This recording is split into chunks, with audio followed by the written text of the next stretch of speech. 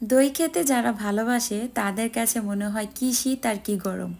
দই প্রেমী মানেই হচ্ছে আমার দই খেতেই হবে।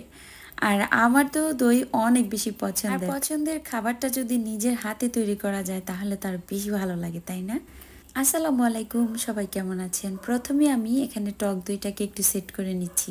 মানে টক দইটা তো আমাদের লাগবেই, তো টক দইটাকে আমি কিছুটা নিয়ে ছেঁকে রাখবো, যাতে করে আমাদের দইটা খুব দ্রুত বানিয়ে ফেলতে পারি। আর হ্যাঁ, দই কিন্তু মিষ্টি দই দিয়েও বানানো যায়, তো বাসায় যেহেতু টক দই আছে তাই টক দইটা দিয়েই বানাবো। দেখতে পাচ্ছেন ডিপ ফ্রিজে থাকার কারণে একদম বরফ হয়ে জমে আছে, তাই এটা কিন্তু ছেঁকে নিতে একটু সময় লাগবে। আর এই জন্যই প্রথমেই আমি দইটাকে একটু ছেঁকে নিচ্ছি যাতে করে এক্সট্রা পানিটা ঝরে যায়। দুধ আগেই জাল করে নিয়েছিলাম, আর দেখতে পাচ্ছেন কতটা ঘন করে জাল করে নিয়েছি। এখানে আমি দইয়ের সাথে শর্টটা দিব না, তাই শর্টটাকে আমি উঠায় রেখে দিচ্ছি। আর এটা দিয়েও পরবর্তীতে আমি কিছু একটা তৈরি করে নিব। ঘি অথবা বাটার তৈরি করে নিতে পারবো, তো সেটা যদি করে থাকি তাহলে অবশ্যই আপনাদের সাথে শেয়ার করব। আর এখন আমি সেই দুধের মধ্যে কিন্তু পরিমাণ অনুযায়ী চিনি দিয়ে দিচ্ছি।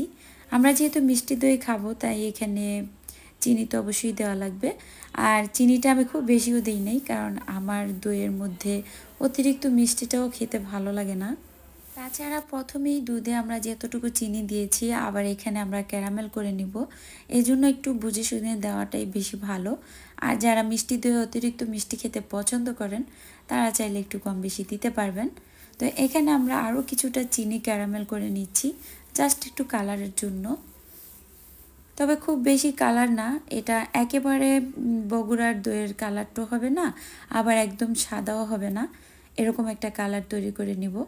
এই জন্য খুব অল্প পরিমাণেই চিনি দিয়ে নিলাম। চিনিটাকে এই পর্যায়ে আর বেশি একটা রান্না করা লাগবে না, যেহেতু অনেকটাই প্রায় পুড়ে এসেছে, আর এর বেশি পুড়তে গেলে তাহলে কিন্তু আবার তিতো লাগবে।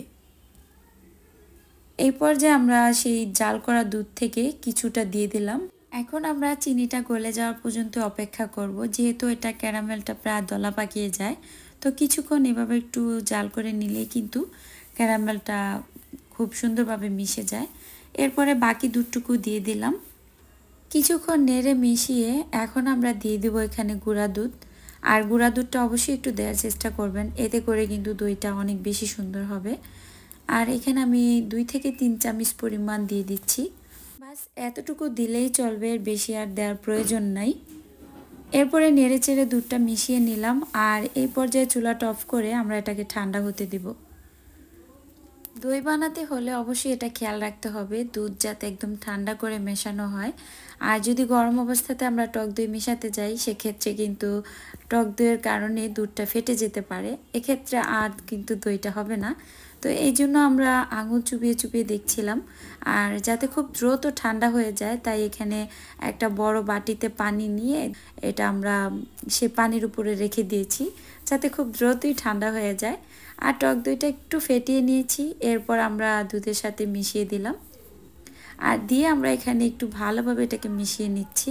সাধারণত দইয়ের উপরে যে একটা বাবলস হয় সেটা দেখলে কিন্তু খেতে আরও বেশি ইচ্ছে করে, তো সেটাই করার চেষ্টা করছিলাম। তো সেটা দেখলে কিন্তু খেতে আরও বেশি ভালো লাগে, আর এই জন্যে কিন্তু একটু নেড়ে নিলাম এভাবে করেই। এখন আমি একটা মাটির হাঁড়িতে পেরে নিচ্ছি, আর আজকের দইটা আমরা এই মাটির হাঁড়িতেই বসিয়ে নিব। এরপরে দেখলাম যে একটু বেশি হয়েছে, তাই এখানে ছোট ছোট আরও 3টা হাঁড়ি নিয়ে নিলাম। আর আমার কাছে মনে হয় যে এই ধরনের হাঁড়িগুলোতে দই বানালে একটু দেখতেও যেমন সুন্দর, খেতেও ইচ্ছে করে। আর এই সৌন্দর্যের কারণেই কিন্তু এটা নেওয়া হয়েছে। বাসার সবাই ঘুমাচ্ছে, আপু আমার জন্য জেগে আছে। আমার ইচ্ছে করতেছিল সকালবেলায় দইটা খাবো সবাই মিলে, তাই এখানে আমি দইটা রাতের বেলায় বানিয়ে নিচ্ছি। তো এই জন্য আপুও ঘুমাতে পারছে না, বলতেছে একা একা তুমি কি করবা, আমিও সাথে থাকি। এখানে আপু আমাকে হেল্প করতেছিল যে ছোট ছোট হাঁড়িগুলাকে আটকে দিচ্ছি। বাসায় যেহেতু ফয়েল পেপার নাই তাই যা আছে তা দিয়ে কিন্তু চালিয়ে নিচ্ছি। এখানে দেখতে পাচ্ছেন পুরো টেবিলটাকে আমরা অগোছানো করে ফেলেছি। আর আপু কিন্তু ওগুলাকে বিজ্ঞাপনের কাগজ দিয়ে এরপর এটার উপরে খুব ভালোভাবে রাবার দিয়ে বেঁধে দিচ্ছিল। ছোট হাঁড়িগুলা তো রাবার দিয়ে বাঁধা গেল, কিন্তু বড়টা কিভাবে করব তাই এখানে একটা কাপড়ের ফিতা দিয়ে কিন্তু বেঁধে দিচ্ছে। এটা না দিলেও চলবে, তারপর আপু কি কি করতেছে। তো এভাবে করে বেঁধে আমরা যেটা করব, উপর থেকে আরেকটা প্লেট দিয়ে দিলাম। আর এখন আমরা এটাকে কম্বলের মধ্যে মুড়িয়ে রাখবো। আমরা চেয়েছিলাম যে একদম আগে যেভাবে তৈরি করে খেত দই, সেভাবেই তৈরি করার। তো মায়ের কাছে এরকম শুনেছি যে খাতা কম্বল দিয়ে এভাবে ঢেকে রাখলে খুব দ্রুতই এটা জমে যাবে।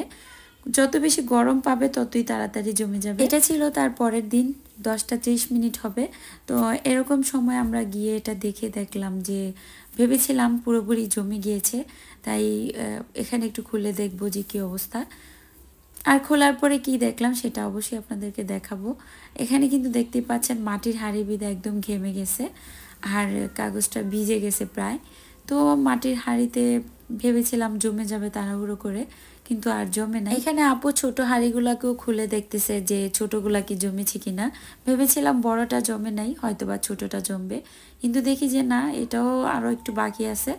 এরপরে ভাবলাম যে আরও ঘন্টাখানিকের মতো এটা রেখে দেই। তো পরে আপু বলতেছে না, যেহেতু এখনই খেতে চাচ্ছিলা তাই এটাকে হাঁড়িতেই বসায় দাও। এরপর দুবোন মিলে যেই কথা সেই কাজ। আমরা প্রথমেই বড় হাঁড়িটা দিয়েছি, এরপর উপরে একটা প্লেট, তারপরে 3টা ছোট হাঁড়ি দিয়ে দিলাম। তারপর আরও 45 মিনিট রাখার পরে আমরা এসে দেখি দইটা এখন পুরোপুরি জমে গেছে।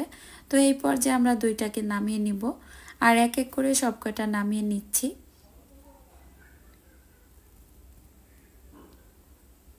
তো এর হাঁড়িটা বেশ গরম ছিল, তাই ধরতে একটু অসুবিধা হচ্ছিল।